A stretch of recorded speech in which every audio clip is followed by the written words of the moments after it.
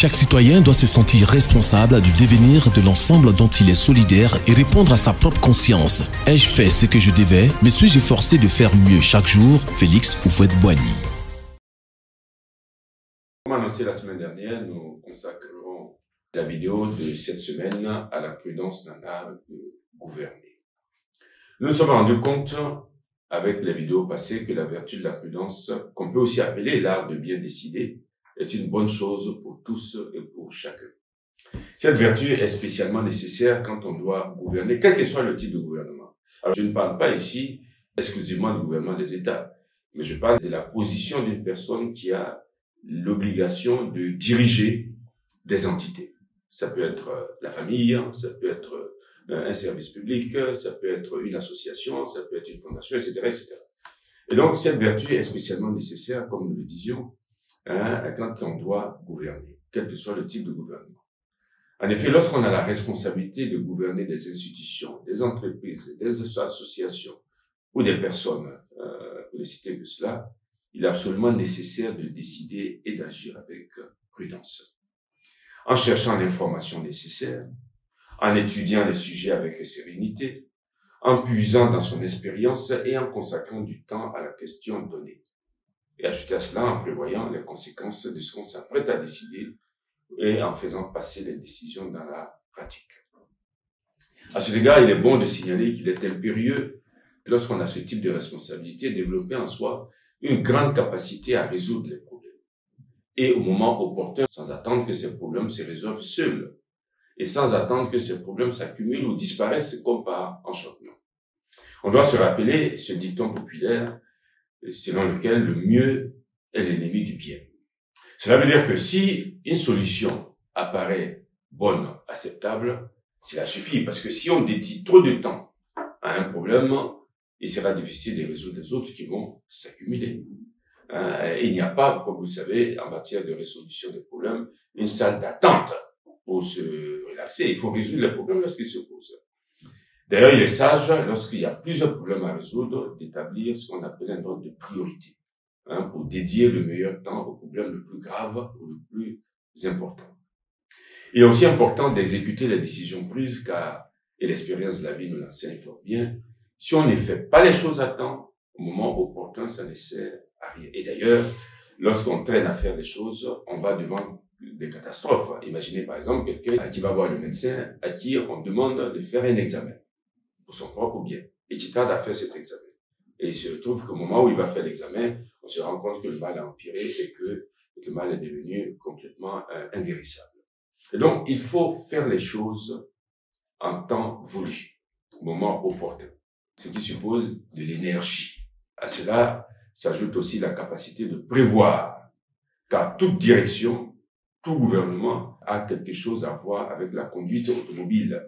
Parce que vous savez, quand on conduit un véhicule, vous le savez bien, la conduite s'adapte aux conditions météorologiques et topographiques. Les passages, il est prudent de conduire de la même manière en temps de pluie qu'en temps sec. Celui qui conduit en temps de pluie comme s'il était en temps sec, c'est imprudent. Parce qu'on sait qu'en temps de pluie, la chaussée est glissante, ce qui n'est pas le cas lorsque le temps est plus sec. De la même façon, on ne conduit pas sur une route qui n'a pas de bitume que sur une route qui est bitumée, c'est pas la même chose. Et donc, le gouvernement des institutions, des associations, des personnes et tout ça s'adapte en fonction des circonstances. Dans le gouvernement des entreprises, des organisations, des institutions, il faut avoir cette flexibilité qui pousse à l'adaptation pour le bien de tous. Et il faut avoir le courage de faire ces adaptations. Parce que s'il y a une chose qui, nous en avons déjà un peu parlé, s'il y a une chose qui est assez regrettable en matière de gouvernement des personnes, c'est l'orgueil. C'est-à-dire, puisque c'est moi qui gouverne, eh bien, j'ai décidé et on fait ainsi. C'est parfois catastrophique. Donc, avoir la force de faire des adaptations lorsque elles s'imposent. Et d'autres fois, il faudra compter avec le temps et ou sur le temps. Parce que, et en sachant bien qu'aucune solution prise aujourd'hui ne peut s'imposer tout le temps. Parce que la situation peut changer. Et dans ces conditions-là, on procède à l'adaptation pour trouver une solution meilleure. On dit qu'à cela, il faut ajouter qu'il faut éviter absolument les solutions brusques, c'est-à-dire non mûrement réfléchies, et essayer d'avancer pas à pas par le meilleur chemin. Il est bon aussi de rappeler que ce qui caractérise tout gouvernement, quel qu'il soit, ce n'est pas seulement de résoudre des problèmes, mais avant tout de diriger des personnes. Ce qui exige de la part de celui qui a la charge de gouverner une connaissance profonde de ce qu'on pourrait appeler les ressources humaines en général et ceux de chaque personne en particulier. Sachons bien que les choses s'administrent, mais les hommes se gouvernent. Les hommes ne s'administrent pas, ce ne sont pas des choses. Les choses s'administrent, mais les hommes se gouvernent en accord avec ce qu'ils sont, c'est-à-dire des êtres humains qui ont la dignité humaine, des êtres humains qui sont rationnels, des êtres humains qui ont un cœur, qui est le siège de leur personnalité et de leurs sentiments profonds. Il est bon à ce égard de rappeler cette belle phrase de l'écrivain Amadou Mbateba. Nous avons déjà rappelé cette phrase, mais toujours bon de la rappeler, qui disait « Pour conduire un troupeau, un berger a besoin d'un bâton. » On le voit tous d'ailleurs. Mais pour conduire les hommes, on a besoin d'autant de bâtons que d'hommes. Ce qui signifie qu'on ne peut gouverner les hommes comme on conduit un troupeau d'animaux.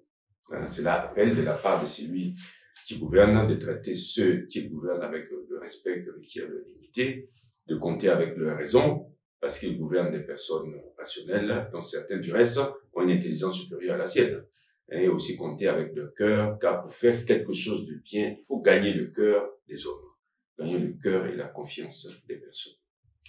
Gouverner, vous le voyez ainsi, c'est un art, un bel art, auquel du reste nous avons décidé de consacrer plus tard des vidéos qui nous permettront de développer un peu plus en détail certaines des idées énoncées ici. La semaine prochaine, nous finirons la série des vidéos consacrées à la prudence en esquissant, nous l'avons déjà un peu dit la semaine dernière, sous forme de récapitulatif, ce qui a été dit sur cette vertu en vous présentant ce qui pourrait être le portrait d'un homme prudent.